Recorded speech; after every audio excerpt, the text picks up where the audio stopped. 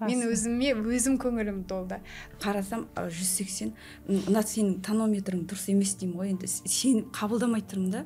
Енем шығады, сен неге көтермей жатсың, уже балаң 5-ке келді ғой. Асқынумен келеді бала деп айттым ғой, бұндай болатынын мен білмедім деп айтады да. Біздің қоғамда ата-аналарға білім жеткіліксіз. Значит, наставничествоның ақшасын шығарып алыпсыздар ғой. Мысалға халыққа қызмет деп айтады. Оның не екенін мен түсінбейтінмін да. Эндокринологтар білмейтін информация бар оларша. Күн сен дәрігер болған соң, сен бүкілін білу керексің ғой. Ол қайдан шығып жатқанын білу керексің. Бірақ 2-3 айда осы нәрсенің бәрін алу реально ғой. Мен ойлаймын, бұл білімді алғаннан кейін кез келген адам бір жерде отырғысы келмейді екен. Жеке кабинет, жеке өзімен кеткісі келеді. Бисмиллах, бүгін біздің кезекті подкастымызда Астана қаласынан келген, Шымкент, Ақтөбе қаласында жұмыс жасаған докторларым, менен наставничество өткен шәкірттермен бір керемет сұхбат жүргізгіміз келіп отыр. Бұл кісілерде А точкасы мен Б точкасында қандай результаттар болды, қазір халыққа не беріп жатыр, соның барлығын сіздермен бірге өзім де тыңдайын деп отырмын, иншаллах.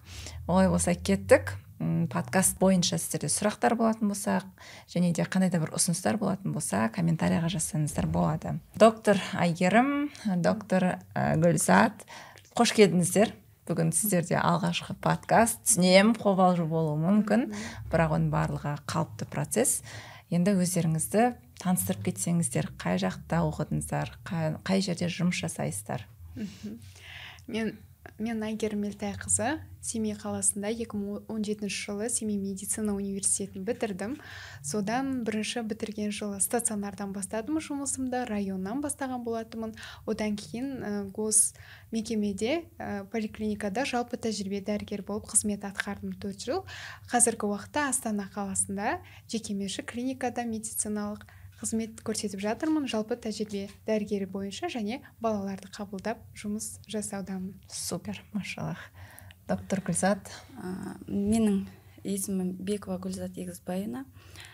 Мен Алматы Асфендияров медицина университетін бітірдім, бакалавр. Одан кейін интернатураны Астана медицина университетінде, одан кейін ары қарай неонатология бойынша резидентураны аяқтадым. Оны да Астанада, не? Оны да сол Астана медицина университетінде бітірдім. Одан кейін ары қарай сол жерде бір 3 айдай ма жаңағы поликлиникада жұмыс жасадым да, өзіме жақын жерде. Ары қарай біз Ақтөбе облысына, Шалқар ауданына жаңағы жолдасымның жұмыс бабымен сол жаққа кеттік та, сол жерде бір 5 жыл бойы жұмыс жасадым. Ол жерде осы педиатрия, неонатология бойынша тәжірибе жинадым. Көп жаңағы бүкіл ненімді, сол жерде білімдерімді, сол жерде шыңдадым десем болады, опыттарымды. Одан кейін қазір осы декреттемін. Қазір. Машаллах, өте керемет. Енді көріп тұрғандағыдай біздің қыздардың барлығында медициналық образование бар, өздерінің жұмыс тәжірибесі бар, бірақ бұл кісілер маған наставничествоға декабрь айында келген болатын. Наставничествоға келгенге дейін сіздерде қандай қиындықтар болды? Жұмыс емдеу схемасы бойынша болмаса, қалай айтсам болады, жаңағы ақшалай мүмкін психологический бір қиындықтар болуы мүмкін, сол қандай қиындықтар болды до наставничества? Бірінші келген кезде жалпы тәжірибе дәрігері болғаннан кейін міндетті түрде кез келген науқасты біз қараған кезде предварительный диагноз қоя білуіміз керек қой. Ол үшін міндетті түрде бізде қаралуымыз керек. Енді бұғанға дейінгі уақытта енді медициналық біліммен жалпы протокол бойынша жұмыс жасадық. Емдеу барысы да сол бойынша болған болатын. Сол кездерде бір өзіңе қиындық тудыратын жағдайлар болып қалатын, себебі диагнозды нақтылау барысында немесе сен адамды қарап келе жатасың да оны толық аша алмай жатқанды өзің түсініп тұрсың, науқасқа көмектескің келіп тұр. Бір сондай жағдайларда қайдан осындай білімді қараса болады, қайдан алса болады деген бір іштей өзіндік талпыныс, қатты ізденіс болған болатын сол кезде. Сондай уақыттарда, сондай этаптарда былай қарайсың, кейбір жағдайларда жаңағы клиникалық анамнездеріне қарап жинап көріп тұрсың, ол нәрседен ертең кішкене результатын көре алмайтынын көріп тұрсың, ол уақытша екенін көріп тұрсың. Вот сондай жағдайларда бір уақыт болды, осы нәрсені қалай шеше алсам болады, қайдан білім қарасам болады деген бір өзіндік ой, бір мақсат пайда болды. Сол ізденіс бойынша жүрген кезде Алланың қалауымен бір Инстаграм парақшасынан өзіңізді үнемі қазақ тілінде, ең бастысы қазақ тілінде осы жалпы медициналық барысында қандай аурулардың барлығын кейстарыңызды көріп танысу арқылы осы кісіні онда мен қарайын деп ойладым. Міндетті түрде бұл жерде шешім болатынына мен өзім көзім жеткеннен кейін үнемі сіздің посттарыңызды қарап, рилстарыңызды қарап танысып отыратынмын. Енді кішкентай базадан солай жиналды. Бірақ бір күні бір өзіңіздің ассистентіңізге жазған болатынмын. Мен осы кісі Аида Мұхтарованың өзінің несін алғым келеді, жалпы бұл кісі осы ауруға байланысты сабақтар өткізіледі ма деген бір қызығушылығым болды. Неге десеңіз, өйткені сізде қозғалатын тақырыптардың барлығы қазіргі ауқымды, үнемі қозғалыста сұраныстағы аурулар болатын болды да, содан кейін осыдан қалмайын деп сұрап отырдым.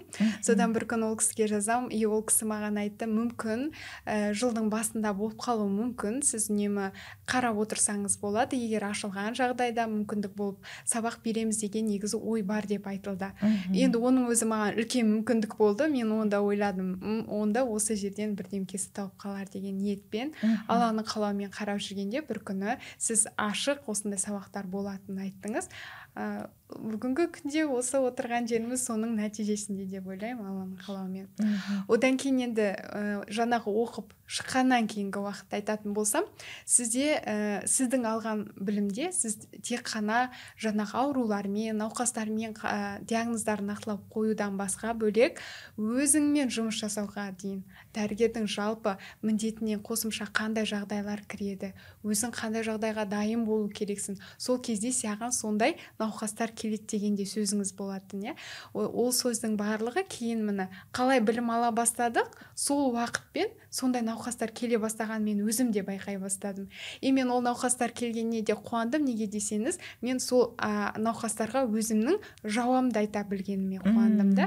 Алған біліміңізді сразу практикаға қолдандыңыз? Практикаға сразу қолдандым. Мен ол практикадан науқасты көргеннен кейін біз анализдан бөлек мен визуалды осмотр жасауым менің уақыты созылды, 30-35 минутқа десем болады. Бір адамнан жалпы осмотрға қарап анализсіз диагноз қоюға менде мүмкіндігім болды. Мен өзім көңілім толды. Сол білімді алғаннан кейін, білімді қосқаннан кейін адам өзіне деген әрине сенімділік арта түседі. Значит, адамда сенім болғаннан кейін кез келген алдыңа келген науқаста саған үлкен сеніммен келеді, үлкен сеніммен келеді. Мен сондай нәтижелерді көргенде мен өте дұрыс таңдауда және дұрыс жолда екеніме тағы да көзім жеткен болатын.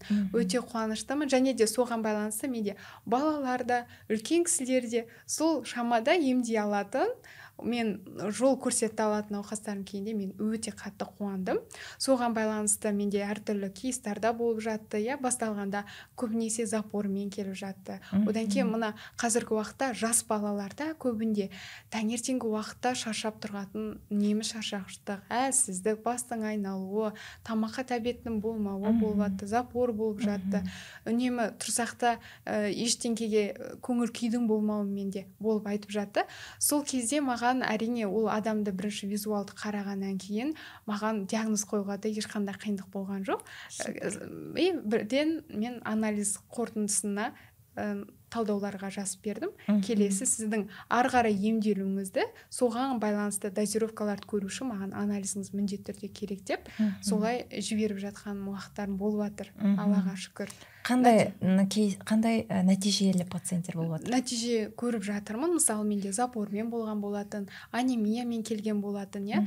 Одан кейін мен ол науқасты келгенде міндетті түрде, егер де ол кісі анемиясы көп жағдайда бүйтіп айтады, ол менде бұрыннан бері анемия деп жүре беруі мүмкін.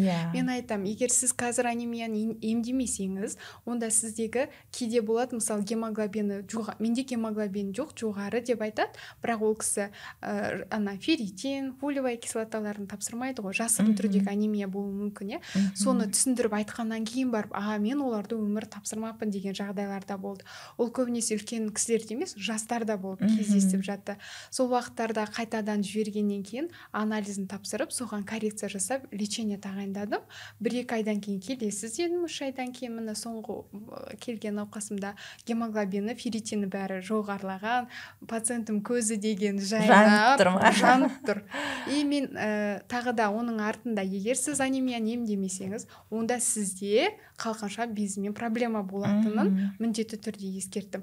Бірақ бұның алдынан барлық ауру қайдан пайда болады? Жаңағы анемия, қалқанша без деп жатыр, оның барлығы біздегі ЖКТ-дағы проблема, асқазан іштек жолдарындағы проблемалардың бар екенін айтып түсіндіргенде, шынымен де өзің алдында кеп тұрған науқастың көзі жанып, саған деген сенімділігін көрген кезде еще благодарностьпен еще айтатын, біз сізге семьямызбен келіп жатырмыз, өткенде ағамыз келген, бүгін баламызбен келіп жатырмыз деген. Әрине ол біріншіден білімнен өзіңіздің берген. Аллаға шүкір, нәтижесін көріп жатырмыз. Супер. Ал количествода, пациенттердің количествосында өзгерістер бар ма? Әрине бар, өзгерістер бар. Жаңағы бастапқыда бұл енді мендегі частный клиника болғаннан кейін ол жерде терапия мүлдем болмаған болатын, иә.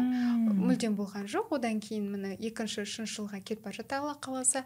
Одан кейін қазіргі уақытта енді приемның қабылдауын бағасын да өзгерттім кішкене, иә, кішкене. Әрине, кішкене өзімде нәтиже көргеннен кейін ол мен ойлаймын, ол тұрарлық нәрсе. Әрине, оның бәрі үлкен еңбек. Иә, еңбек. Сіздер тегін оқымайсыздар. Иә, сол үшін де медицинада болғаннан кейін қай уақытта болмаса да үнемі ізденісте боласың, оқуда боласың. И соны өз еңбегің ғой, оны меніңше әр нәрсенің өзінің ақысы болады. Егер де одан сен алмасаң да өзіңнің ақыңа тигендей боласың ғой. Сол үшін мен ойлаймын, ол өте дұрыс нәрсе.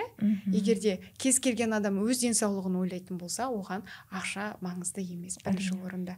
Және де қазіргі уақытта үлкен хроническийге болмай тұрып, барлығы балалар жас кезден, кішкентай кезінен бастап анемиямен жұмыс жасағанның өзінде, ЖКТ-мен деп бастайық, соның тамағын, ұйқысын жөндегеннің өзінде ғана результат көруге болады. Қаншама проблеманы алдын аламыз, алдын аламыз, иә. Қаншама проблеманы алдын аламыз, және де сол үшін де менің ойымша кейде мысалы адамдарға айтқаннан кейін ақшасын көріп, мысалы анализ тапсырғаннан шошынып қалуы мүмкін, иә. Сол үшін де егер де ондай болған қаламасаңыздар, міндетті түрде қолда бар зат дұрыс ұйықтау, дұрыс тамақтану, спортпен айналысу, сонымен ақ сіздер өз денсаулықтарыңызды қолға аласыздар деп ойлаймын. Әрине. Доктор Гүлзат, сізде қандай проблемалар болды до наставничества? Мен жалпы осы интегративный медицина деген ең бірінші бір 2019 жылдары естіп бастадым да. Себебі менде жалпы бұл интегративный медицина деген өз аты да маған ғашық болдым менше. Қатты ұнады. Себебі мен бұл медицинаны іздеп таптым. Менде жаңағы айттым ғой, Ақтөбеге бардым деп, ол жақта кішкене экология болды. Сонымен жаңағы 2 балам, 3-шісіне енді жүкті болған кезімде мен ауырдым да. Оны өзім де білмеймін, байқамағам, жаңағыдай бірден климат ауыстырғанға ма, менде давление деген 200-де ұрып тұрған. Мен оны білмеймін. Енді жүктілік кезінде ол сезілмейді екен да. Сөйттім да поликлиникаға жаңағы 12-ші неделяда ма бардым тіркелуге. Сөйтіп жаңағы медсестра өлшейді ғой, өлшейді давлением. Сізде 180 дейді. Жоқ, ондай енді вообще мүмкін емес деп сенбеймін ғой, әкеш бер деп өзім өлшеймін ғой, ана сенбей қарасам 180. Мына сенің тонометрің дұрыс емес деймін ғой, енді сен қабылдамай тұрмын да. Сосын жарайды дедім да, оны тастадым да, сізге болмайды деп жатыр ғой. Соны естімей үйге келдім да, үйде өзім тонометрім бар еді, соны ашып өлшеймін. Сол 180, мына жағым 200-ді көрсетіп тұр. Сосын бұл жоқ, бұндай болуы мүмкін емес деймін да, нені қойып қоямын да, жатам ғой, демалып тұрайын, сол кезде может түсіп қалар деп қараймын. Тағы да өлшеймін, жаңағы сол 200 уже, и сразу мен бұл болмайтынын білдім да. Жанымызда больница болатын, сол больницаға бардым. Осындай неделядамын, осындай деген сразу неге мені реанимацияға жіберді. Капт етті, бірінші прием покойдашы, вообще түспейді, сол қатып қалған ғой, түспейді да уже. Сонымен реанимацияға жіберді. Реанимацияда жатырмын, әлі өзімді сезініп тұрмын жақсы. Сонымен ана түспейді. Бір кезде уже түн болып жатыр, дежурстводағылар бәрі шок, мынау қазір бір нәрсе болып қала ма деп күтіп жүр ғой. Мен сезінбеймін, мен өйткені давленияның қандай екенін білмей тұрмын да. Сөйтіп бір кезде бір дәріні берді, болмайды сізге уже, мына дәріні бермесек болмайды деп. Сонымен анаприлин ба, сол кезде бір дәріні беріп іштім, и бір 15 минуттан кейін менде мүлдем қол аяқтарым сезбей қалды да. И уже демаламаймын ғой. Сосын бір медсестралар жоқ ешқайсы, ауа жетпей жатыр маған, ауа жетпей, аяқтарым бар ұйып бара жатқан білемін да, уқаландаш деп айқайлаймын. Сонымен келіп олар жылайды, медсестра, қасымдағы медсестра, ана врачты шақыр, ол уже түнде бір 3 шамасы ғой, ол кет қалған екен, үйіне демалуға кет қалған ба. Сонымен аяқ қолдарымды уқалайды. Мен шокпын уже, демаламай қалған, ол өте қорқыныш екен да. Сөйттім да, сонымен мені вообще Ақтөбеге алып кетті, қалағандай санавиация бар ғой, сондайға салып алып кетті қалды. И сол жақта еще ана қызым 2 жаста ғой, ол вообще мен айырылмай, оған екі ойым сол, еще немен каталкамен әкетіп қалған кезде жылап, сонымен ол жақта 20 күн жаттым ғой, жаңағы неменше реанимациядамын, телефон бермейді, қарамаймын, ана неге қарап қоясың, далаға сыртқа шыққың келеді. Сентябрь тұғын ғой, өзім дәл сол кезде туған күнім болатын. Сол күні туған күніне бұрын бірінші барып немді көрсетіп алайыншы деп барғам ғой. Содан кірдім, сентябрьдің 25-інде ма, бірақ шықтым ғой, неденші больницадан. Содан кейін шықтым, бірақ жаңағы уже аборт жасап бәрін алып тастады, болмайды уже. Сонымен ол бірақ давлением түспейді. Сонымен мені қанша дәрілер берді, жаңағы давленияның дәрілерін беріп жатыр, түспейді. Сонымен жолдасым уже шаршап кетті, ол дашы, жүр шығайықшы деп, сонымен жақсы деп, олар да уже түспейді, олар да не істейді. Сонымен шықтым. Дәл шыққан кезімде уже біліп тұрмын, жүрегім қатты ұрып тұр да, и уже давлением көтеріліп жатқанды сезіп бастадым да. Неге бардым, не бар екен, аптека жүгіріп барып өлшесем 190 болып тұр. Сонымен ана көрді да, аптекадағы провизор, мынау болмайды ғой деп жүгіріп жаңа каптоприлды аузыма салды. Соны алып кішкене түсірдім, 160-қа түсті. Сонымен ары қарай жаңағы біз Шалқар деген ауданда тұратынбыз ғой, сол жерге дейін шығып кеттік. Сонымен жолға үйге қайтып. Яғни 1 ай больницада жатсақ та, ешқандай проблема шешілмей, сол проблемамен шықтыңыз. Шықтым. Еще ол жерде жаңағы аборт жасаттым бір, жаңағы ол негізі бала жақсы дамып жатыр, бірақ сенің денсаулығыңа қауіпті деп, оны жаңағыдай бірінші алдын ала жүктілікті тоқтататын дәрілер іштім. Оның өзі қатты больно болды, жылап өзіме, қатты сондай стресстер болды. Содан шығып бара жатқанда жаңағы немде выпискамды берген кезде уже саған жүктілік болмайды деп айтты да. Сен осы 2 баланың несін, анасын, саған балаларға ана керек, өзіңді жаңағы неге қойма деді. Осы балдар жетілдір деп, сонымен жүктілік уже саған болмайды, сенде хронический давление бар, сені неге учетқа алу керек деп сонымен жіберді. Жаңағыдай жолда тағы да көтеріліп кетті, ол дәрілерді ішем, мүлдем көмектеспейді да. Сонымен жолдасым жолда сет ұстамайды, қатты айдап келген ғой. Ол жаңағы Шалқар деген жер неден, Ақтөбеден 800 ба шақырым ұзақта, ол 9 сағаттық жол былайша. Қатты айдаған кезде ол да менді переживать еткен ғой. Ямаға кіріп кеттік та, одан неміз машинамыздың баллоны жарылып кетті. Оны анау ашып екінші запасканы салайын десе, несі сынып кеткен ғой, жаңағы бүйтіп несі темірде сынып кеткен да, бүйтіп несі. Сонымен ана жерден такси тоқтатады. Енді мен мына жақта жатырмын, бүкіл дәріні ішіп алған, бірақ дым көмектеспейді ғой.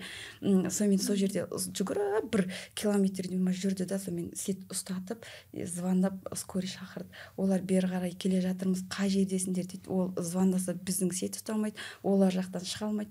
Сонымен зорға дегенде бір адамдар тоқтап немізді жөндеп машинамызды, сонымен жолға шығып, сонымен неге бардым, сразу шығып кеткен жаңағы Шалқар аудандық больницаға қайттан келдім. Қайттан сол жерде капт етті. Сонымен 160 сондай болып тұрды. Сонымен жайлап үйге барсаң түсет деп қайтарды. Сонымен үйге бардым. Сонымен күнде көтеріледі. 2-нің бірінде скорый шақырам, жылайым, жаңағы неге бұл көтеріліп кетеді. Мысалға давление болады ғой. Ожирение болса, мысалға бір менде ешқандай ожирение де жоқ. Бұл не үшін көтеріліп жатыр деймін. Почкадан береді дейді. Почкам барып УЗИге түсіріп келем. Анализ, жаңағы мочевение, креатинин бәрін тапсырам, белок бәрін тапсырам. Бәрін норма дейді. Онда не үшін болып жатыр, ешқай түсінбейді, білмеймін дейді. Сонымен өзім қатты, жаңағы әпкемде врач қой, звондаймын, ол айтады, бұл давление сенде қалады. Бұны ешкім бұндай давлениеден ешқандай жазылып кеткен адам жоқ, сенде хронический бар дейді, болды. Енді көтере алмайсың, болды деп айтып жатыр. Олар көтере алмайсың деп айтты маған врачтар. Енді болды ма десем, иә болды деп, ол да соны подтверждать етеді. Сонымен мен жоқ деп өзіме, бірақ мен жоқ деп күнгім келмейді да оған. Жоқ, мен сосын жаңа Шымкенттемін ғой, Шымкентке кетіп қалдым. Сол жақтан жаңа квартира снимать еттім.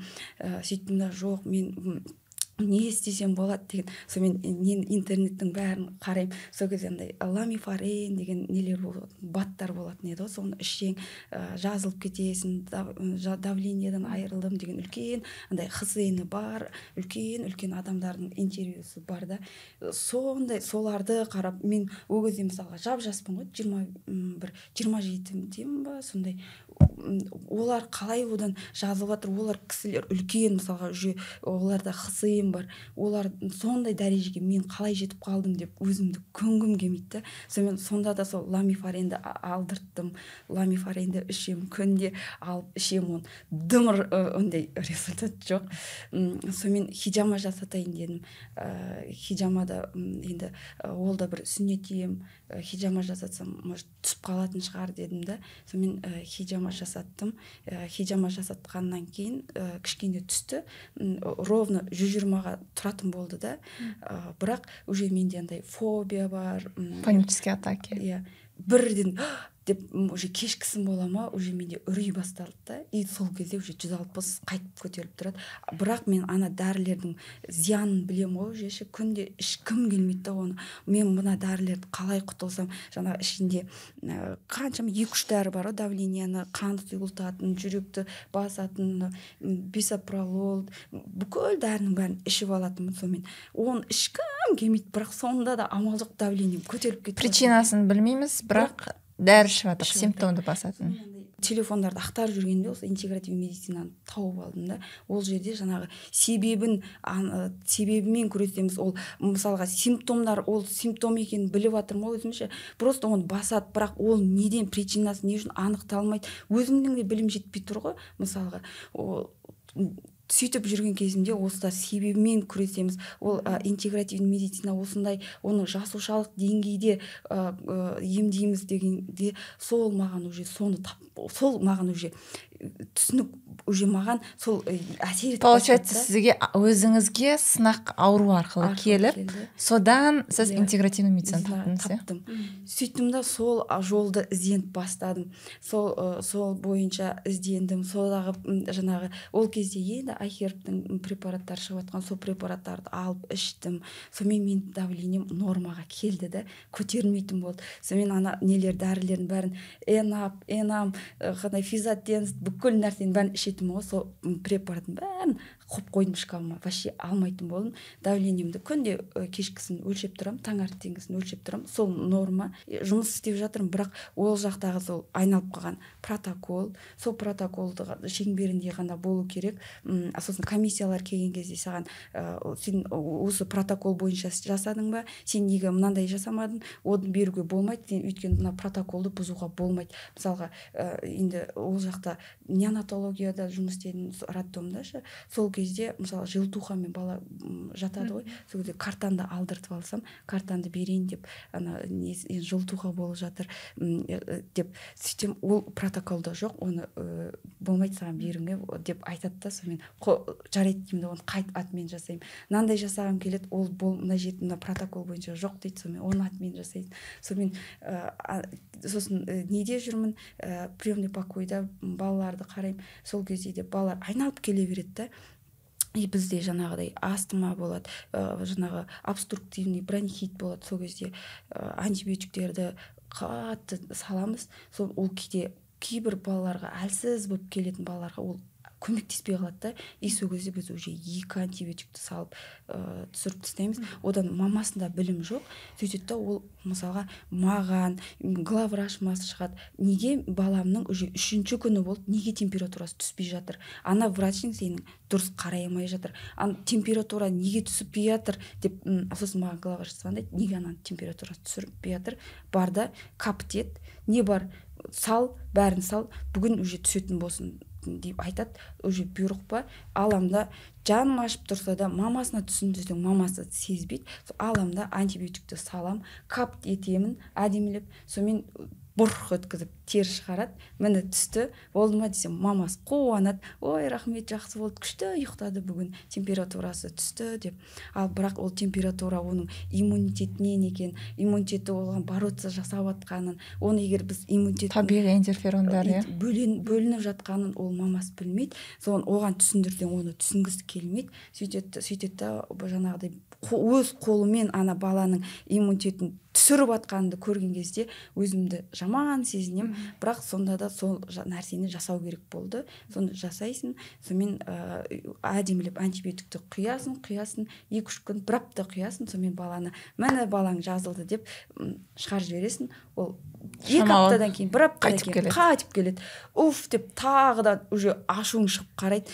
Бала мороженое жеп қойып еді. Уже баланы олар да қарамайды, өйткені мамасы білім жоқ мамасында.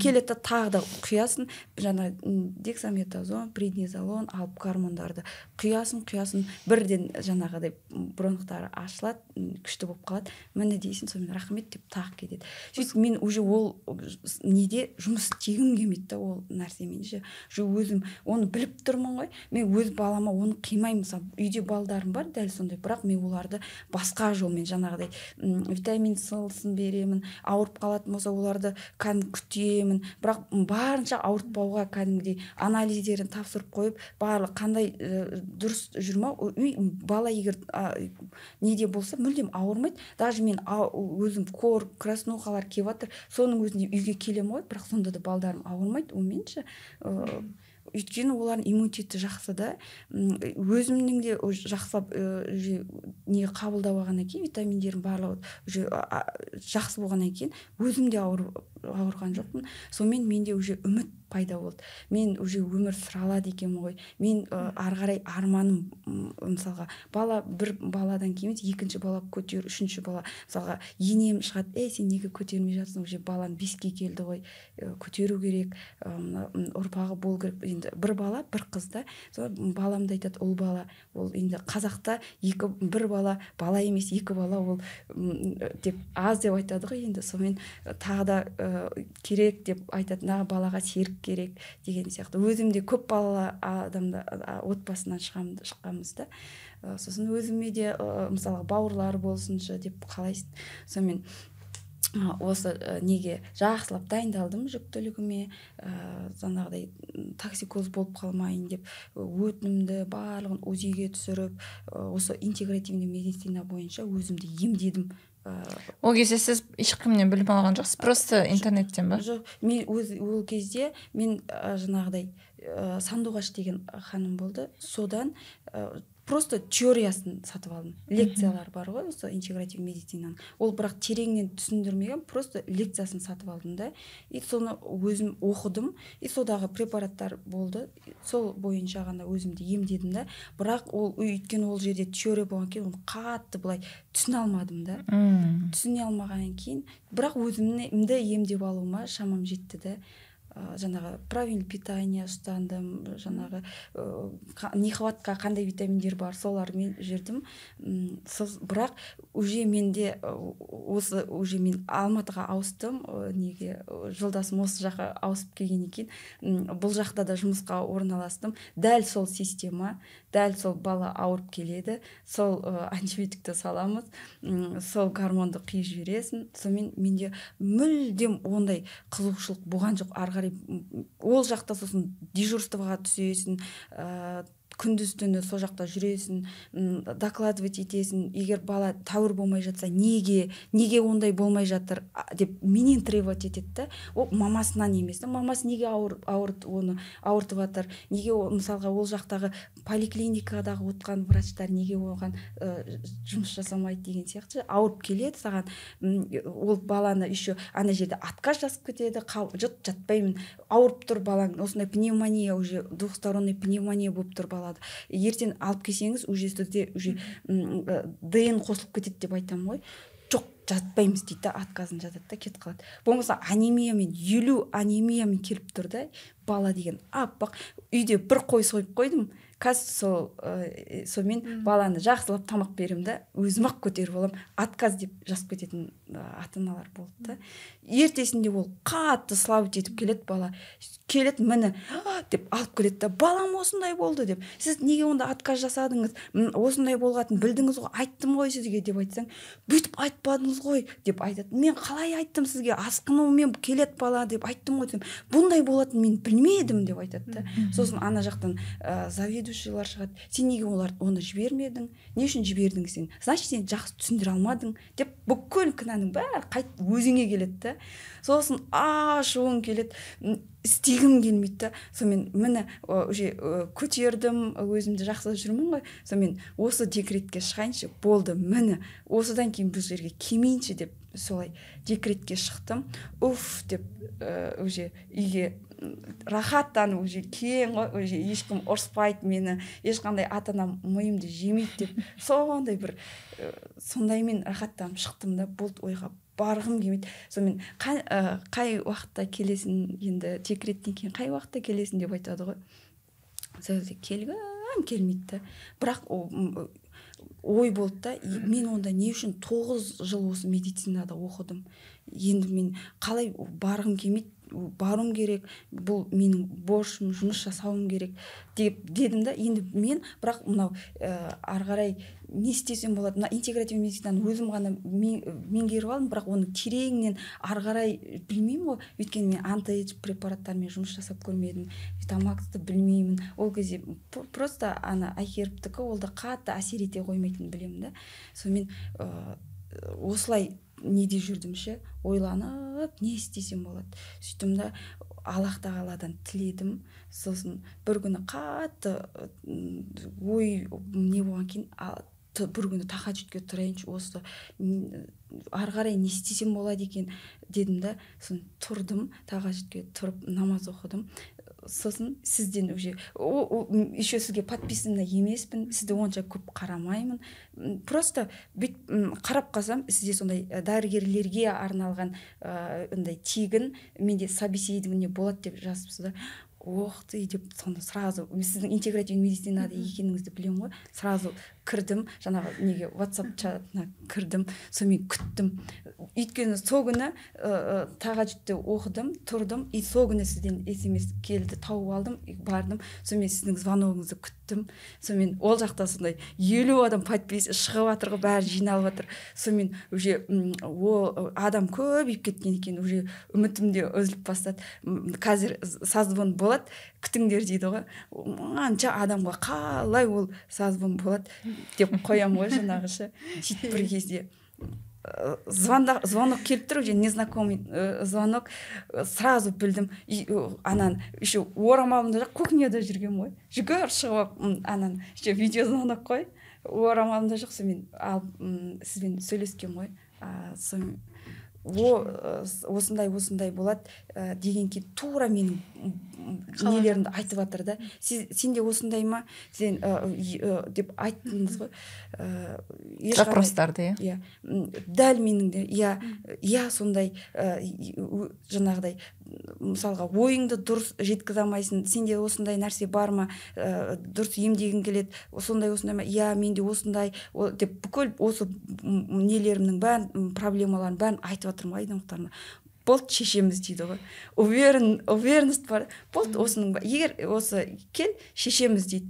Сонымен жақсы деп қуанып, инстаграмың жоқ па? Жоқ, оны қабылдаймыз. Жеке бренд дамытамыз. Сосын еще менде жаңағыда айтамын ғой, үйде отырмын, шындай қаражат жоқ. Декреттесің ба? Иә, онда сенде, наоборот, сенде мықты мүмкіндік дейді да. Қалай деймін ғой? Мен наоборот үйде отырмын. Сен қалай жағдайың, қандай недесін деп айтса, қорқып айтамын, мен қазір декреттемін десе, мен отказ келіп қалама деймін ғой. Я декреттемін, қанша айлық балан, сол кезде бір 5 айлық балам десем, вот сенде мықты мүмкіндік десе, қалайша деймін ғой сонағаша. Қалай ол? Сосын жақсы деп сонымен сразу ойланбастан, сразу жолдасыммен де ақылдасқан жоқпын. Сразу алдым да сонымен сатып алдым. Білмеймін, ештеңені, онда қорқыныш та болған жоқ, қалай оны төлей алам, қалай оны ары қарай табам деген ой да болған жоқ. Сразу уже менде уверенность болды да, сразу кетіп сатып алдым. Өйткені маған керек нәрсе екен да, мен іздеп жүрген нәрсе болған екен, мен сразу ойланбастан сатып алдым. Одан кейін сатып алып болғаннан кейін ары қарай сіздің нелеріңізді инстаграмына кіріп зерттеймін ғой, бұл кісі қандай кісі екен, неге қандай, мен дұрыс сатып алдым ба деп ше. Одан кейін барып сізді танып бастадым да. Оған дейін менде ондай мені танымай сіз наставничествоны сатып алдыңыз, получается. Иә. Бір сөйлескеннен уже менде уверенность болды и сатып алдым. Иә, бір сөйлескен кезден сразу көрініп тұрды, что мен жауабын ала алады екенмін осы кісіден деген сияқты қатты үміт болды менде де. Бір қатты қуандым да, сразу келістім, мен оқимын, қашан басталады деген сияқты болды. Рас 50 адам болғанда ойладық, мүмкіндік бола ма бізде, болмай ма, шанс аз ғой енді. Өйткені онда бір белгілі бір саны бар деген сияқты. Жоқ, Алланың қалауымен бұйырған дүние болды. Сонымен білім алып қуанышты болып жатырмыз ғой. Жаңағы кез келген ауруда антибиотикпен қабылдап келеді, дұрыс айтасыз Гүлзат ханым. Мысалында науқастар келгенде, ата-аналар келгенде бірінші қарайсың, тыңдайсың. Сен көзіңе көрініп тұрғаннан кейін балада асқыну болмайды. Сіз қазіргі уақытта 3 күн аралығында үй жағдайында баланы емдеп алуға болады. Тек қана осындай комнатный температураны қадағалаңыз, гигиеналық жағдайды, баланың витаминдарын беріңіз, дұрыс тамақтарыңыз, сорпа беріңіз, су беріңіз дейсің, иә. Сондай жағдайда кейбір ата-аналар оны дұрыс қабылдайды, сонымен жұмыс жасайды. Келесі келгенде сен ол адамнан нәтижесін көре аласың, иә. Ал кейбір адамдардан мүлдем ол кісілер екінші айналып келгенде айтады, бізде ешқандай жақсару болған жоқ дейді. И сол кезде ол кісілер сразу сенің антибиотик бере салғанды қабылдап тұрады. Сол үшін де мен міндетті түрде түсіндіресің. Қазіргі уақыттағы вирустарға байланысты бактериальный вирусный инфекциялар, сіздің бірден антибиотикті сіз егер айтпай өзіңіз үй жағдайында қабылдаған болсаңыз, ертең баланы міндетті түрде ушықтырып аласыз аураны. Сіздің қолыңызда анализ қан талдауы да жоқ, бірден олай міндетті түрде жасамаңыз деген сияқты. И ол кісіден көрініп тұрады, үй жағдайында балада 3 күн бұрын қалай келді, қазір де сондай. Керісінше оған қаралмаған. Сол кезде кейбір ата-ана мойындайды енді өздері дұрыс қаралмағандары. Мен де сол үшін де айтар едім кейбір ата-аналарға, тек қана жақсылап қадағалап бірден танаумен ылғаландырып комнатный температураны қалыпты жағдайға келтіріп дұрыс тамақтандыру беріп отырса, онда балада ешқандай асқыну болмайды. Одан кейін әрбір нәрсеге дайындау жаңағы, кез келген балабақшаға адаптация уақытында міндетті түрде ауырады. Сол үшін де баланы да міндетті түрде балабақшаға дейін оның тапсырылатын анализдары болса, чекаптары болса, барлығын тапсырып міндетті түрде витаминдарын беріп дайындықпен жібергені дұрыс деп ойлаймын. Өте дұрыс. Шынымен де қазіргі уақытта біздің қоғамда ата-аналарға білім жеткіліксіз, сондықтан біз не үшін ассоциация ашып отырмыз, интегративті превентивті ассоциацияның сіздер алғашқы мүшесі болғандықтан осы бағытта біз көп халықты сауаттандыруымыз керек. Бізде елімізде денсаулық мәдениеті мүлде қалыптаспаған, яғни балада асқыну болса тек қана дәрігерден көреді деген сияқты әлі жауапкершілікті адамдар өздеріне ала алмайды денсаулық бойынша. Сондықтан біз не үшін интегративный медицинаға келдік, яғни біз сол аурулардың алдын алуға жұмыс жасаймыз. Енді сіздерге қазір сұрақ: наставничествода, вообще осы бағдарламада сіздер не ала алдыңыздар? Өмірлеріңізге болсын, жаңа жұмыс практикаларыңызға болсын, жалпы финансовый рост болсын, или жаңа медийность, танымалдылық деген сияқты қай жақтан қолдау көрдіңіздер, қандай инсайт алдыңыздар? Сол жағын тереңірек айтып берсеңіздер. Жалпы бұл біздегі ағза тазалау курсы, барлық курстар негізі көріп жүрген өзіңіздің оқырмандарыңыз бәрі жақсы біледі деп ойлаймын, бәрі біледі ғой. Сонда негізгі алғаным Инстаграм парақшасында мен білім алғалы ақырындап соларды жүктей бастадым. Өзімнің алған білімдерімнен шағын сала бастадым. Сол арқылы менде пациенттер жазыла бастады. Өйткені сол тақырыптар көп адамдарда кездесетінін байқадым. Соған байланысты науқастар жаза бастады. Сіз қайда қабылдайсыз, қалай қабылдайсыз, сізде онлайн консультация деген бола ма деген сияқты ұсыныстар өздері білдіріп жатқан болды. Солай ақырындап жұмысымыз жақсара бастады. Поток пациентов көбейді. Потоктары көбейді десек те айта аламыз. Одан кейін жаңағы қосымша информациялар ретінде мен осы мысалы тері аурулары, псориаз, көбінесе аллергиялық дерматиттар, бұл кісілерде тоже қалыптасып қалған. Ол бізде хронический ауру, бұл бізде мүлдем кетпейді деген ұсыныстар болады. Одан кейін тоже жаңағы салған рилстарға байланысты бұны кетіруге бола ма деген сияқты ұсыныстар түсіп жатты. Әрине оның әр бір нәрсе ауру болғаннан кейін әр нәрсенің алдын алса емі бар екенін түсіндіріп жатырмыз қазіргі уақытта. Психологический подход олар ұнады ма сіздерге? Вообще біздің наставничестводағы қай нәрселер сіздерге өтті? Қандай информациялар, қандай берілген білім өтті? Біріншіден адамдармен жұмыс жасау, өзіңе деген уверенность. Кез келген уақытта кез келген адамның сенімін ақтай алатындай сенімділік беріп жатыр, мысалы білім. Соның барлығы осы біздің білімнің арқасы, өзіңіз берген деп айтсақ та болады. Жалпы. Ал неден оклад бойынша результат до наставничества қандай болды, после наставничества қандай болды? До біздегі өзінің белгілі бір сумма болды, жекеменшік клиника. Одан кейін мен басқарушыға айттым мекемедегі. Мен енді осындай білім алып жатырмын. Маған қазір науқастардың саны көбеюде. Сол үшін мен енді осы қабылдау бағамды көтерсем деген сияқты айттым. Соған байланысты көтерілді. Одан кейін қазіргі уақытта өзімдегі онлайн консультациялар, анализдар бойынша талдаулармен жаңағы табыс қанша есе өсті? Табыс енді 2-3 есе өсіп қалды деп айта аламын. Значит, наставничествоның ақшасын шығарып алыпсыздар ғой. Бұйырса ақырындап шығарып келе жатырмыз. Алдағы уақытта одан да жақсы шығарады деген үміттеміз. Алла қаласа. Бұл деген негізі өмірлік білім ғой. Бұл сіздердің өмірлік жейтін нәрселеріңіз да. Сондықтан қуаныштымын. Круто. Менде осы мысалға осы наставникқа дейін келгенге дейін, осы Аида Мұхтарованың академиясына келгенге дейін менде жаңағы декреттегі ана едім, жай отырған қарапайым. Одан кейін менде сенімсіздік болатын, өзіме сенімсізбін, өйткені мен уже ар жақтың барлығына келгенмін, ұрыс ертігемін. Олар егер мен тағы да өзіме егер частный клиника ашатын, мысалы кабинетімді ашсам, мен дәл сол протоколдың шеңберінде ғана жүрген адаммын да, мен дәл содан басқа мен ештеңе білмедім да. Өзіме неуверенность, сосын бренді жоқ, әлі қалыптаспаған. Сосын жаңағы егер инстаграмды жүргізіңдер, салыңдар деп айтады, бірақ оған не саларымды ой жоқ та, мысалға оны қалай дамытамын, немен дамытамын деген сияқты болды. Сосын осылай, сосын жаңағыдай қаржы жағында жолдасың бергеніне қарап басқа ештеңе істей алмайсың, өзіңде қаражат жоқ, бірақ 9 жыл оқығанмын деп айтып қоясың да, бірақ осындай болып жүресің. Мысалға 9 жыл оқыдым деп, мысалы 9 жыл бойы сол білімге арнадың да, бірақ одан рост жоқ, нәтиже жоқ. Сосын жаңағы емдегенің сол, оны наоборот баланы иммунитетін наоборот одан сайын түсіріп міндетіп беріп жібересің, оның өзі саған абырой емес, мысалға. Чувство вины. Өзіңде кінәлап жүресің. Сондай болды да. Сосын осы наставникке келгеннен кейін менде уже декреттік ана болғанмен табысты ана болып шықтым. Қазір мен мысалға өзіме керекті қажеттіліктерім барлығын өзім жаба аламын. Мен мысалға бүгін бір ақша қажет болып тұр ма, келіп тұрады консультация депші, мысалға сізге деп консультация келіп тұрады. Болды, сонымен жабылып жатыр да мысалға.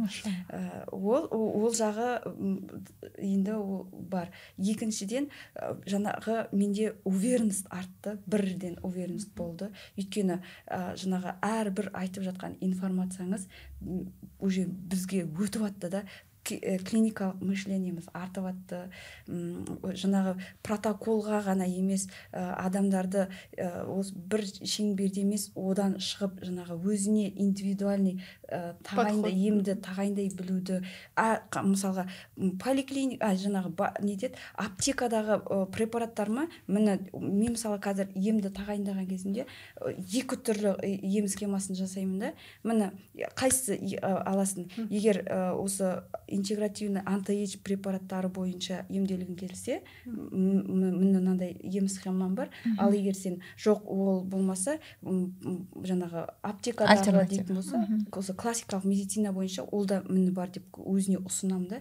Кейбір сондай уже көзі ашық ата-аналар бар ғой, сол кезде сразу уже мен интегративный медицина бойынша емделейінші, ол кезде қандай меню ұстанам, диета ұстануымыз керек па, қандай дұрыс тамақтануым керек деп уже өздері ықылас білдіріп тұрады да. И сосын мен сол бойынша оған жақсылап түсіндіріп, менюларын беріп, үйде қандай зиянды заттар бар, сонdan арылу керек екенін, баланы қалай не жасау керек, соның бәрін түсіндіріп беремін да.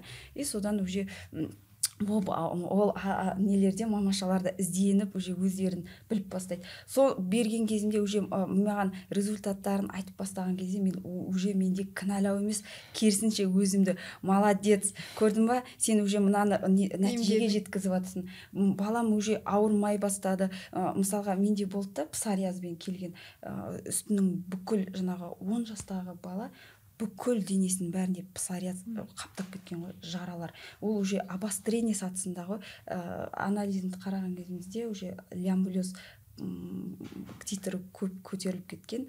Сонымен уже обострение, бала қышына береді, жата алмайды дейді. Мұнын қараш деп несін барлық фотоларын түсіріп жіберіп жатыр ғой. Анаған балаға қарап жаным ашып кетеді. Бұл бала еще жаңа мамасы ұрсат балаға, ол бала мазасыз жоқ, тамақ жемейді, ет жемейді. Бұның жегені тәтті, суды ішеді, қытығылып магазинге барып печеньені, шоколад жейді дейді. Ол бала бұл жерде кінәсі жоқ деймін да. Сіз анасыз, сіз оған алып берсеңіз, сіз дұрыс оны тамақтансаңыз, ол соны жасайды. Сіз сіз ол балада емес кінә. Ол сосын ода уже лямблез шығып жатыр. Баланың уже авитаминус, балада витамин жоқ, темір түсіп кеткен. Конечно, ол қалай жейді? Фермент жұмсалға даже оны нені қорыту үшін, етті қорыту үшін де біздің асқазан қышқылдығы жоғары болу керек, белокты сіңіретін ферменттер жақсы жұмыс жасау керек. Ол балада застой мысалға. Одан кейін ол қалай, ол бала өздігінен олай жасай алмайды, сіз көмектесуіңіз керек. Былай жасаңыз, сіз балаңызға ұрыспаңыз деп, соның барлығын үйреткен кезде менде уже өзімді күшті, білімді екенімді одан сайын күшейеді. Осындай дәрежеге жеттім.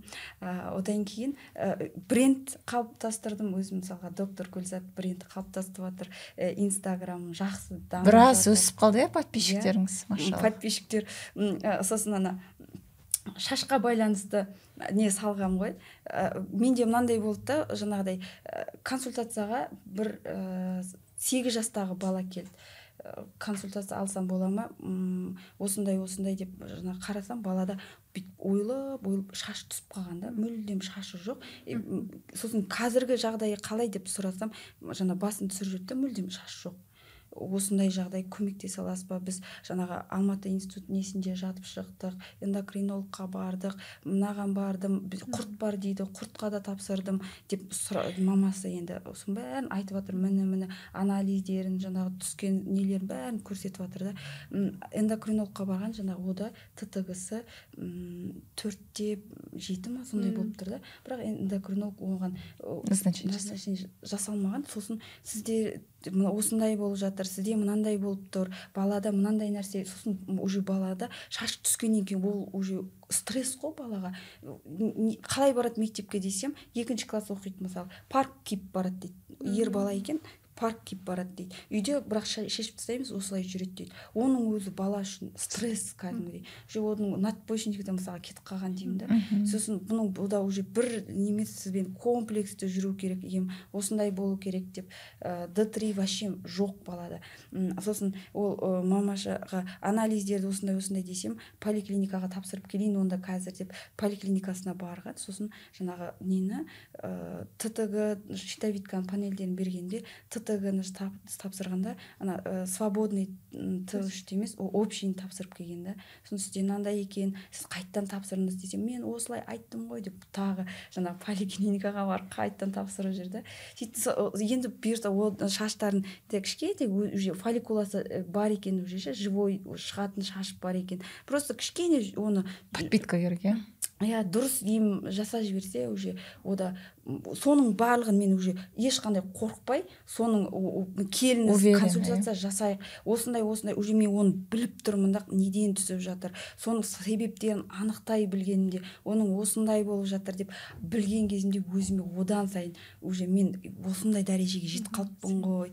Егер мен осыны декретте отырып, қой ақша жоқ, қойшы деп қорқынышпен неғыладымда отырар едім, сол баяғы сол болды деші.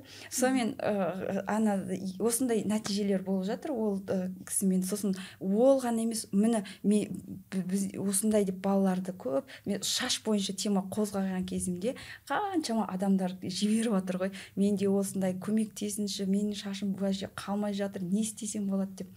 И сол кезде деген подписчиктер деген күнде 100, мысалға 10 подписчиктен солай көтеріліп кеттік қой әйтеуір. Сосын ол бойынша жаңағы жұмыс жасадым. Өзім жолдасымда да жаңағыдай шашы көп түсе беретінші. Былай қышиды шашы, қышқан кезде, тамақ ішкен кезде осылай шаштары түсіп кетеді. Саған өзім уже жолдасыма ем деп бастадым. Өзің де емделдің еще, иә? Өзім де емделдім. Сосын жолдасыма шашы деген қалыңдаған, шашым қалыңдап қапты еді қой. Сосын ана көшеде уже мен әбден шаш бойынша бүкіл нәрсені зерттеп тастағаннан кейін, көшеде бір адамды көрсем, мына шаш ағарып бастапты, бұның жасы примерно шашы ерте ағарып бастапты, бұда значит окисление болып жатыр деп уже біліп жүресің ғой. Иә, нелердің барлығынша. Осындай нәтижелер болып жатыр. Одан кейін менде жаңағыдай ойлап бір неде ойлайсың ғой, мен мысалға неде больницада жұмыс істеп жүргенде қиналып кеткен кезде, қойшы неге осы жеке кабинет ашуға кетіп қалған келеді деп ойым болатын еді. Сол ойды мысалға осы боточкасында айтқан болатын, өзіме жеке кабинет ашсам, ешкімнің несінің жаңағы ұрсып больницадағы қиын нәрселерді жүрмей, жеке өзім спокойно жұмыс жасасам екен, өзіме жұмыс жасасам екен деп армандайтын. Сол арманым орындалып, кабинет аштым. Сол кабинетімде уже бір 7 адамдайды қабылдап тастадым. Енді сондай жетістіктер болып жатыр. Әр не қалғанында ойлаған кезімде қуанам.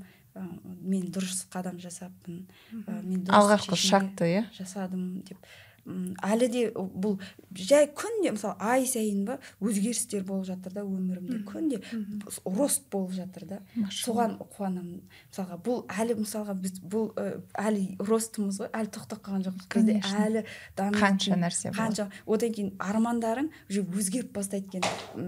Одан ары қарай мен бұлай неге жасамасқа, мен бұлай неге бұлай қоймасқа деген сияқты ше, сондай росттар болып жатыр. Одан кейін осы неге келгенімде, осы сіздің наставникке келгенімдегі ең қатты қуанғаным, мен өзімнің жаңағы жаныма тыныштық таптым да, көңілім тыныш болып қалды. Мысалға мен декретте отырған кезде мысалы айтады, после родовой стресс болады деп, мысалы күнде одно и то же келіп айналып келе беретін, тамақ істеу, үй жинау, посуда жуу, балаларға қарау, мысалы түнде дұрыс ұйықтамай шығады, мысалы балашы мазасызданады кейде сондай болған уақыттарда сенде уже менде сондай бүйтіп ашуым шығып, сөйтіп жүретін, ештеңені жақтырмай, ешкіммен сөйлескің келмей кетеді, кейде жолдасыңа бүйткесе деп бір нәрселер айтып қалса, ол жақтырмай қаласың, сондай болды да. Сосын осы нені сатып алдым ғой, уже келдім ғой оқып, уже менде өзгерістер болып баратыр да. Посудан да жуу мен үшін менің ойым басқа жақта да, оның бәрін тез бітіріп тастау, тек қанашы. Сосын мына жаққа отыру ғой. Сосын ана бізде жаңағы зум болады ғой, соны асығып күтемін ғой. Бүгін зум болады, сағат мынаншада болады десе, соға дейін тамақтарын бәрін істеп тастаймын, үйдің бәрін жинап тастаймын, болды, сол уақытқа күтіп отырамын ғой.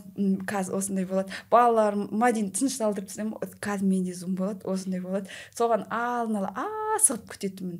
Білмеймін, бір сол кезде бір рахаттанып, ана мысалға қанша қазір 10 жылдық мысалы тәжірибем бар ма, 10 жыл бойы істеген кезімдегі емдерді мысалға таппай жүрген, мысалға псориаз, оны қалай емдейсің, астма мысалы статус болып жатыр, сондай кезде мен қатты қиналғанмын. Мысалы өйткені мен районный больницада не жоқ, реанимация детский не жоқ па, содан өзім салмақтың бәрі өзіме болғаннан кейін мен қатты ауыртпашылықтың бәрін көріп алдым да.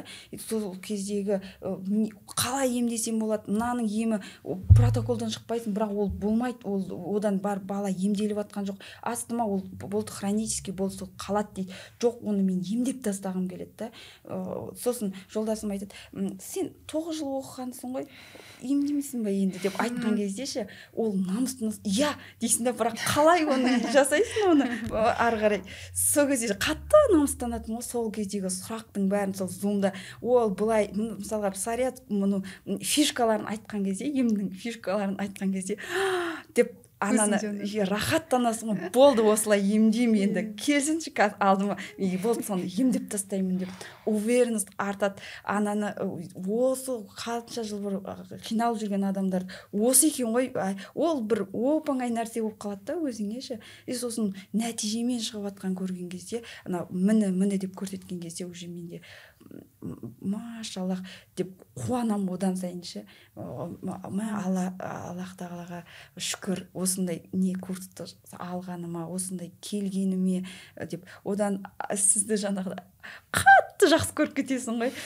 Ана айтқан, мысалға зумда айтып жатсыз, мына жақта сабақтарыңыз бар, зумдағы айтып жатқан, мысалы осылай жұмыс жасаңдар, ата-аналарға білімін көтеріңдер, олар білмейді, оларға осылай сендер түсіндірмесеңдер басқа кім түсіндіреді оны деп мына жақта айтып жатсыз. Сабақта да солай айтып жатсыз ғой. Көрінді, ол келеді, ол білмейді, өйткені оларда медицинский білім жоқ. Сендер осылай жұмыс жасамасыңдар, сендер сондай жасатаңдар, сосын сендерге осындай жұмыс күтіп тұр, сендер неге оны бүйтіп үйде отырсыңдар деген кезде ше, деп жаңағы оянасың, рух оянады.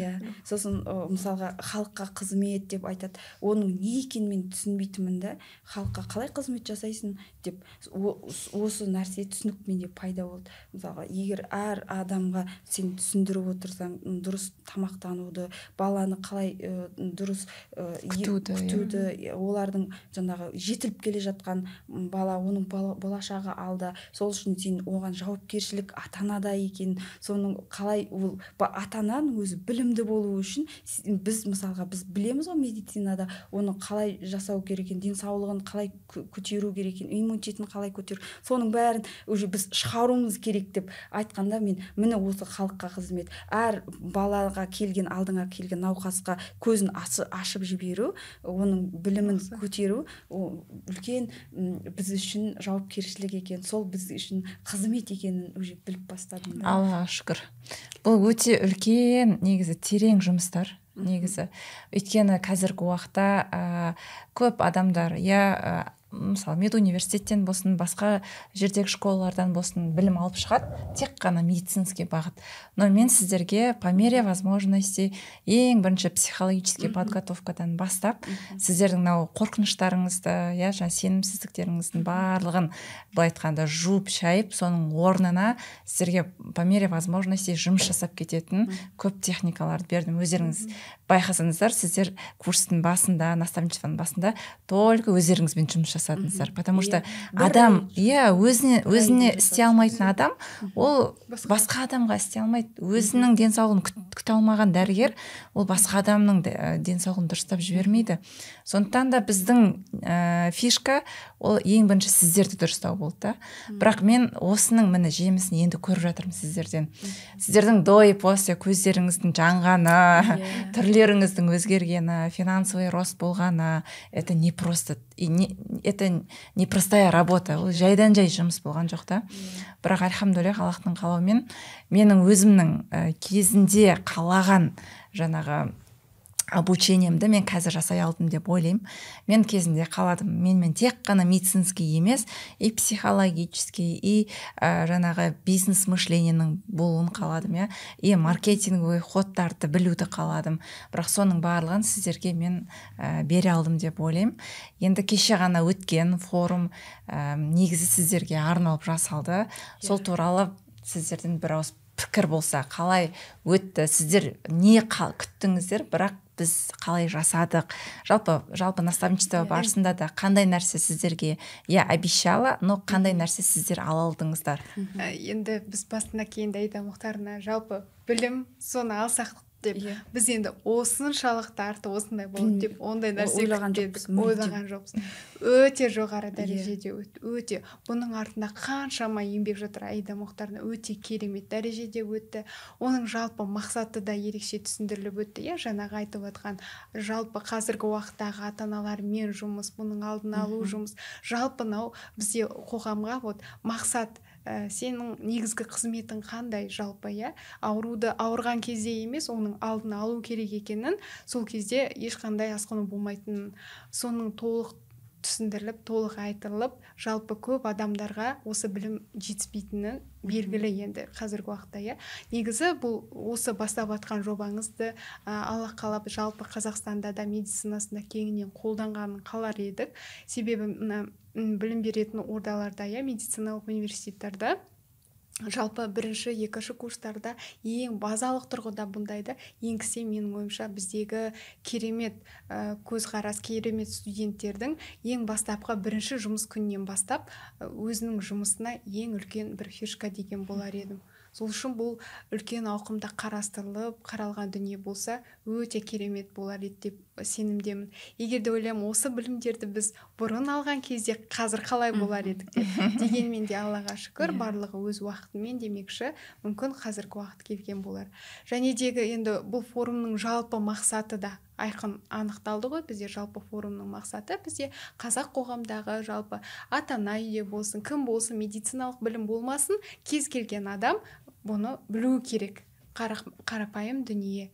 Бұл бір ғана біреу ауырса дәрігерді кінәлап ауыратын жол іздемей, одан да ауырмайтын жол іздеп, үй жағдайында да соның барлығын алдын алу керек екені қарастырылып жатқан үлкен сондай керемет форум.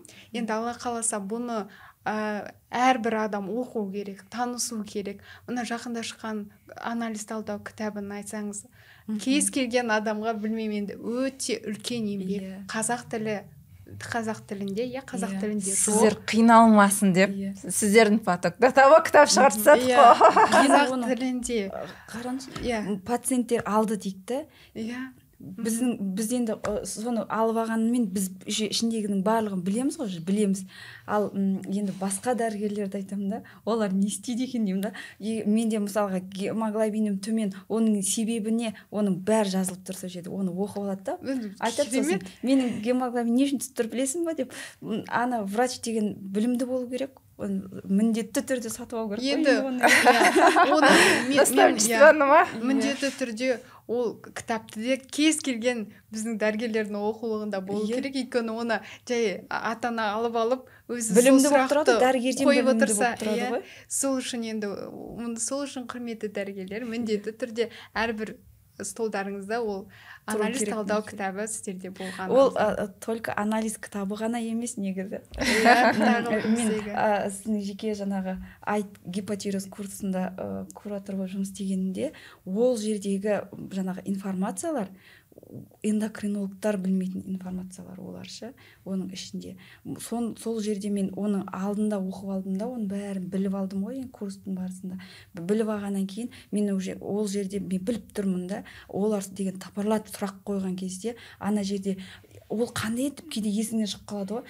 Олар даже диадиназа, оның несін қалай жұмысы дұрыс жұмыс істеп жатқанын қалай білеміз дейді. Олар диадиназаның бар екенін, ол жаңағы Т3 пен Т4-тің неде жаңағы бауырда қалай конвертация жасалып жатқанын бәрін біледі. Ал мен оның алдында мысалы бұл курсқа келмей тұрған кезде мен даже Т4, Т3 қақта пайда болатынын, оның диадиназа не екенін, ол ферменттің қандай екенін мысалы мен өйткені эндокринолог емеспін деймін да. Түсіндірмейді ғой. Бір сон жағы, мен эндокринолог емеспін деймін да, ол жағын мен оқымаймын, назар аудармаймын. Мен только өзіме келетін осы педиатрия бола ма, неонатолог, соны ғана білемін да. Егер маған сәл басқа жақтан эндокринология жағынан маған келіп қалса, мен аламын да, оны миымды қатырмай, бар сен эндокринологқа бар деп жібере саламыз да. Сол жер мысалы қатты кемшілік та, өйткені содан біз білімсіз болып бастаймыз ше. Ал мына осы неде мысалы комплексі, мен даже бауыр, бүйрек, мысалы почканың неден қалай альдостерон гормондарын бәрін уже білеміз да. Мысалға неврологический жаңағы эндокринолог қай жағы бар, сол жағын бәрін біліп тұрасың ғой. Сол кезде ше мен машаллах, мына адамдардан жаңағы 72 ма қанша адам қалса пациенттерден сұрақ қойған кезде мен жауап бере алғаныма шүкір дедім ғой. Менде де осындай сұрақ болады ғой. Содан кейін енді сен дәрігерсің, қанша жыл оқыған, саған бір адам өмірін сеніп келіп тұр, сол кезде сен мен осы анализді көріп жоқ қалғанын білмеймін, басқаға барасыз ба деп айтқанға енді ол менше өте өзімді сол кезде кінәлі сезінетінмін мен. Өйткені сен дәрігер болған соң сен бүкілін білу керексің ғой, ол қайдан шығып жатқанын білу керексің. Сол үшін себебін білу керексің, бірдеңе айту керексің. Сол кезде мен өте расымен қысылдым, мүмкін осылай келе осы білім қатты керек болды маған деп ойлаймын. Ал қазіргі уақытта қалай? Қазіргі уақыт тек сен терапияң емес, жаңағындай дұрыс айтасыз, эндокринология бойынша, гастроэнтерология бойынша, жаңағы бүйрек почечный заболеваниялар бойынша шашып отырсыздар. Барлығын шүкір Аллаға. Қараңыздар, сонда біз 2-3 айда, енді мен сіздермен примерно 4 айда айналыстым ғой, бірақ 2-3 айда осы нәрсенің бәрін алу реально ғой. Көбісі ойлайды, мынау нереально деп ойлайды. Өйткені себебі ол бір артықшылығы, осы сіздіңше осы наставниктегі ең артықшылығы, сіз ана әрбір шұқырына дейін, әрбір деталына дейін түсіндіре өтсіз, и өте қазақ тілінде өте жеңіл, сосын аузымызға деген шайнап тұрып салған кезде анан түсінбейтін нәрсемізді түсініп кетесің ғой.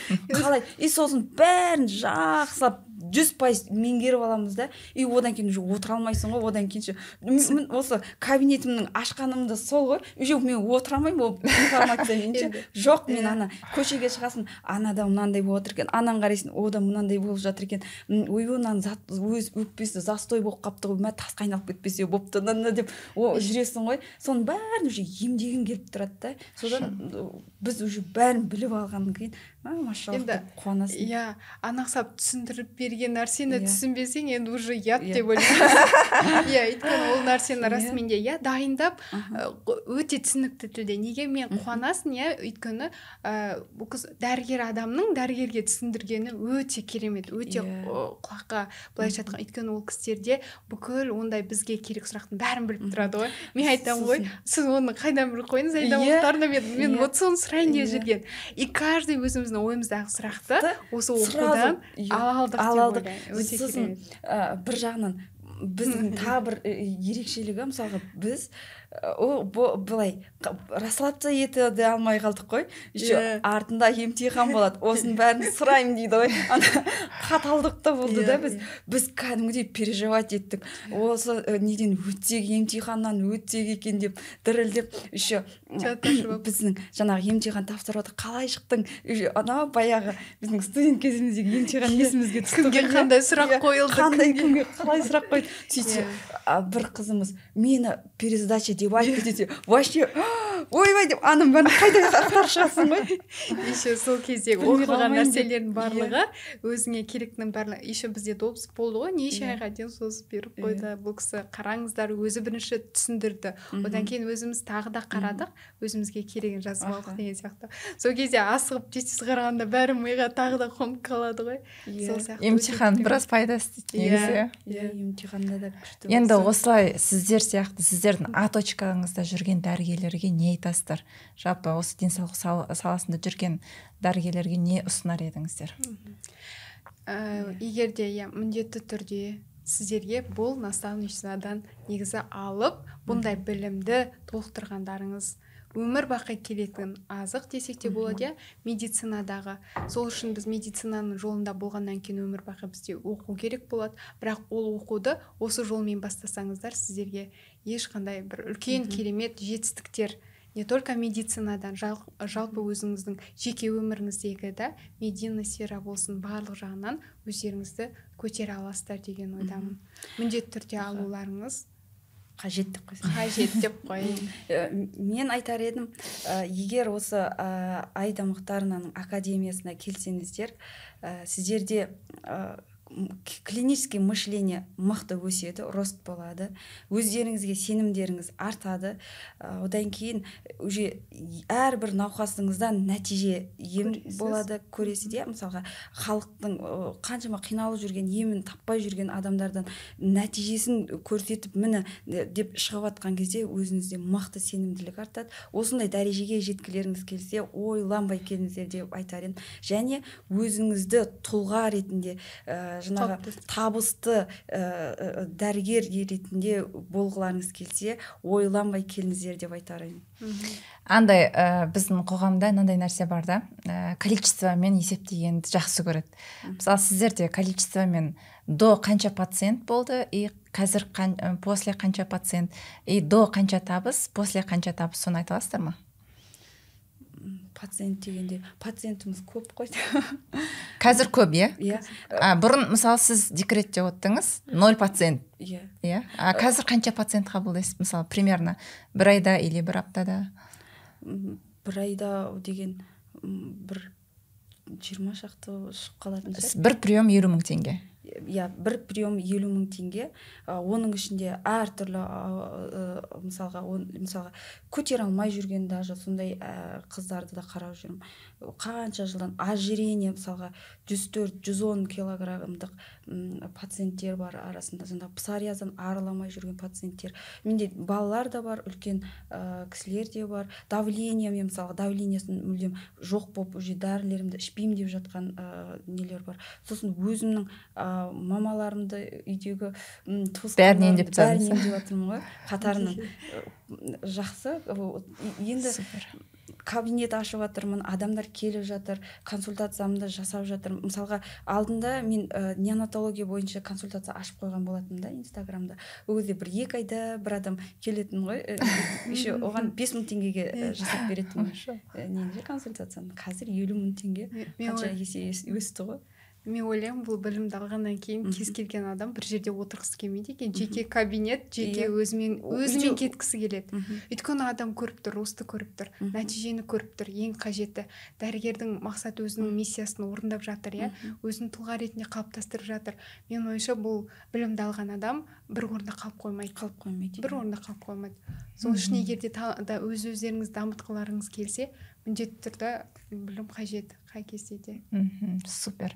Сіздерге дипломдарыңыз, кешегі форумда жасалған қандай детальдар ұнады? Мен мүлдем ойламадым бұлай болатынын. Өйткені оның алдындағы наставниктерде оқыған кезде жай бүйтіп сертификат береді, кішкене шай болады, мен кетесің ғой.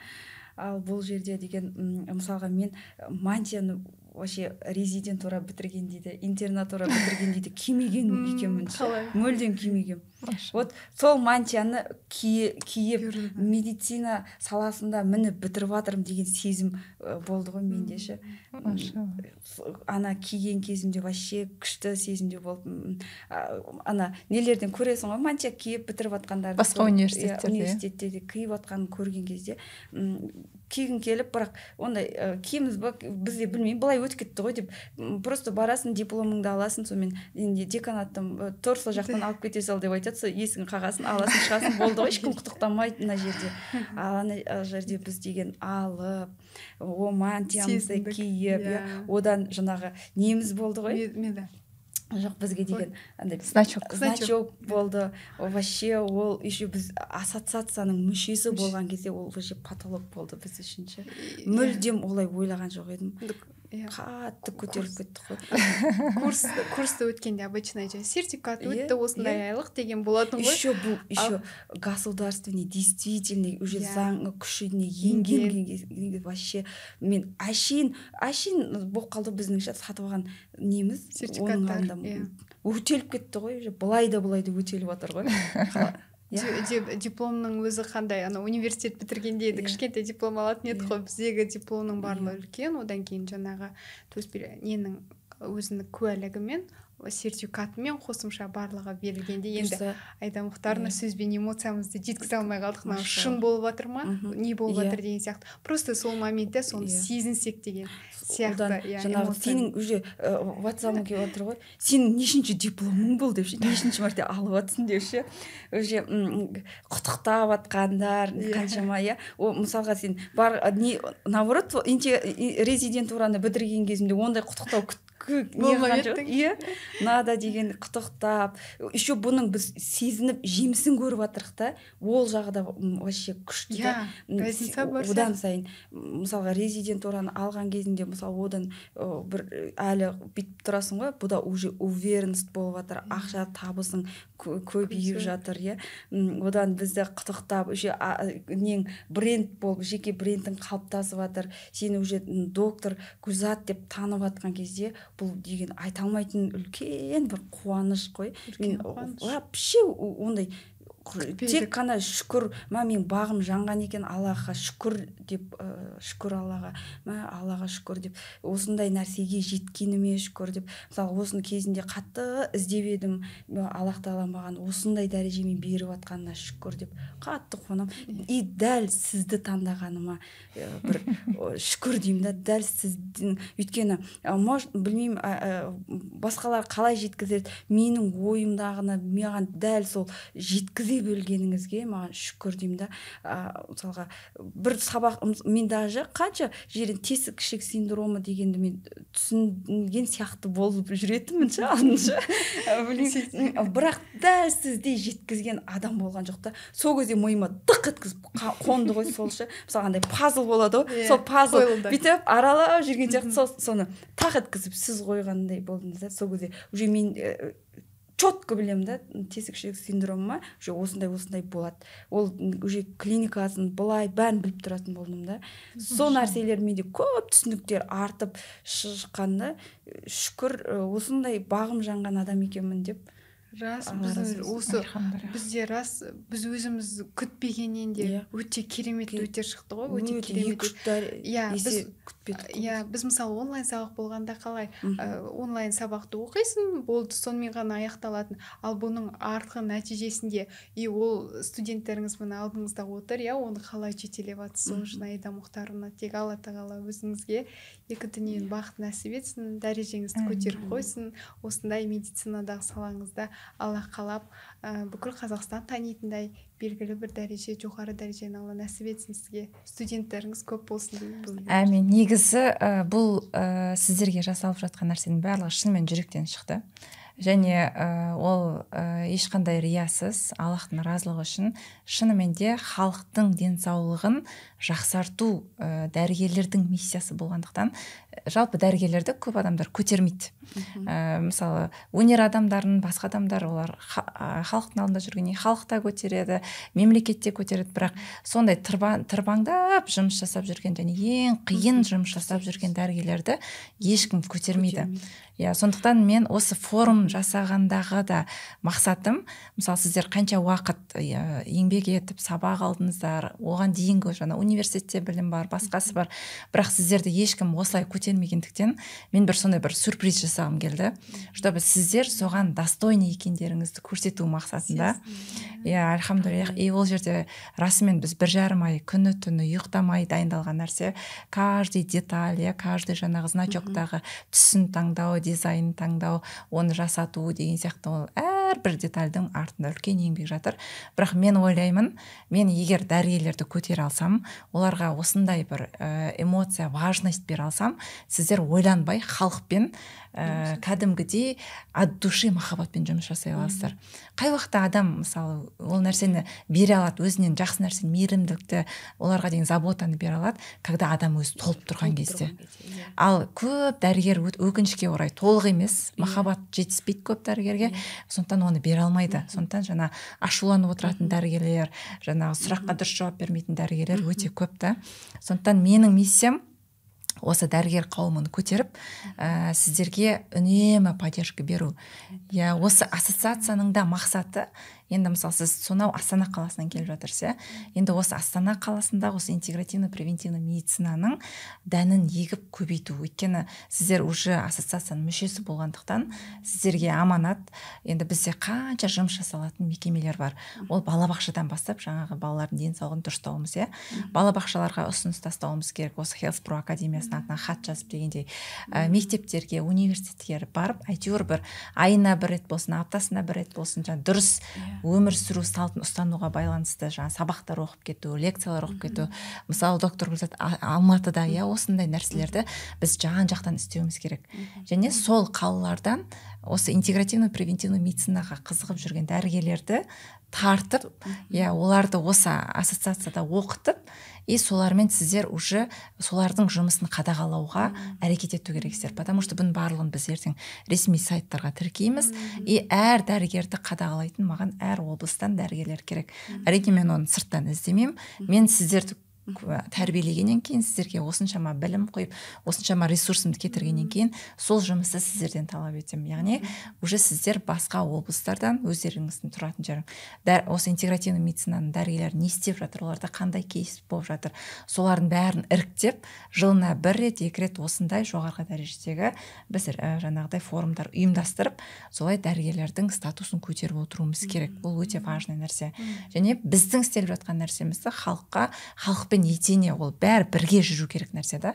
Сіздердің ұсыныстарыңызды және біз осы ассоциацияның атынан біз Минздравқа жіберіп отырамыз хат форматында. Немесе енді олармен де біз етене тығыз жұмыс жасауға қазір уже мемлекеттік тұрғыда жұмыс жасап жатырмыз да. Сондықтан бұның барлығы бір жай сіздердің жетістіктеріңіз ғана емес, сонымен қатар бұл халықтың жаңағы денсаулық мәдениетін көтерудегі үлкен бір бастамаларда. Енді мен алдында да форумда да жаңағы айтқан болатынмын, ақш-та ол 91 жылдан бастап дамып кеткен медицина, Швейцария, Жапония, Израиль деген сияқты мемлекеттер бұны давным-давно мемлекеттік деңгейде қолдап, олар уже сондай протоколмен жұмыс жасап жатыр. Енді біздің мақсат, біздің осы интегративный протоколды бәріміз, сіз болып, біз болып, оны біз бірге құрастыруымыз керек, және оны бізден кейінгі дәрігерлерге просто подарок ретінде береміз да. Сол үшін де келіңіздер деп. Сондықтан мен ойлаймын, енді сіздерге өзім бұрын қалаған форматтағы обучениені бере алдым деп ойлаймын. Және мен сіздерді тастап кеткен жоқпын. Әлі де қай мемлекетке барсам, Дубайға барсам, Дубайға, Швейцарияға барсам, Швейцария, бар жақтан алып жатқан білімді ешқандай тықпай, бүкпей бәрін беріп жатырмын. Потому что білімді негізі любой жақсылықты берген сайын ол көбейеді. Ол басқа жақтан келеді, иншаллах. Поэтому менің мақсатым сіздер енді халыққа адал қызмет жасап, жаңағыдай адал пациенттеріңіз, благодарный пациенттеріңіз көбейгені, оның сауабы маған да келеді, иншаллах. Сондықтан бұл бастамасы енді алдағы уақытта доктор Айдар Мұхтарына не форум жасайды емес, біз қандай форум жасап, осы нәрсені Айдар Мұхтарына шақырамыз деп нәрсе болу керек. Енді сіздер сондай масштабта жұмыс жасауға уже дайынсыздар. Мен сіздердің түрлеріңізден, көздеріңізден, нелеріңізден, кейстарыңыздан көріп жатырмын. Сондықтан тек алға, мен әрқашан сіздерді қолдаймын. Осылай бірге халықтың денсаулығын көтеруге жұмыс жасайық. Және сіздер иншаллах тарихта қалатын докторсыздар деп ойлаймын. Рахмет. Вот бүгін енді подкасттан әр адам өзіне керегін алды деп ойлаймын. Әр дәрігер өздеріне шабыт мотивация алды деп ойлаймын. Бұл кісілердің А точкасы мен Б точкасы сіздердің өсулеріңізге бір себеп болады деген ниеттемін. Сондықтан бұл подкасттың басы ғана, алдағы уақытта бұдан да күшті жобаларда кездесуді Аллах нәсіп етсін. Құрметті әріптестер, құрметті дәрігерлер, құрметті нутрициологияға қызығып жүрген ханымдар, егер сіздерді осы интегративті, превентивті антиэйдж дәрігерлердің ассоциациясында, яғни Health Pro академиясында білім алып, осы менің шәкірттерім сияқты успешный болғыларыңыз келсе, бізде биылғы жылдың 2-ші потогы міне июнь айында басталады. Қазір тіркеу жүріп жатыр. Әрине, біз арнайы талаптармен аламыз оқуға. Ол үшін сіз осы қалдырған номерге хабарласып, толық ақпарат алсаңыз болады. Егер сізде денсаулық саласында өзіңіздің бір ізіңізді қалдырып кетіп, пациенттеріңіздің успешный болғанын қаласаңыз, біздің академияға оқуға келсеңіз болады. Әрине, бұл жерде біз көп адамды ала алмаймыз. Орын саны шектеулі, және бізде сабақ уже июньда басталады. Сондықтан тезірек біздің менеджерге хабарласып, өз орныңызды алып үлгеріңіз. Сізді осындай керемет ортада күтеміз. Құрметті көрермендер, менің кезекті туындым анализ талдау кітабым міне жарыққа шығып жатыр, Аллаға шүкір. Бұған предзаказға ашық. Кез келген әйелдің, кез келген дәрігердің, кез келген пациенттің үйінде болу керек кітап. Алғашқылардың бірі болып заказ бергіңіз келсе, міндетті түрде сілтемеге өтіңіз, немесе описанияға өтіп жазсаңыз болады.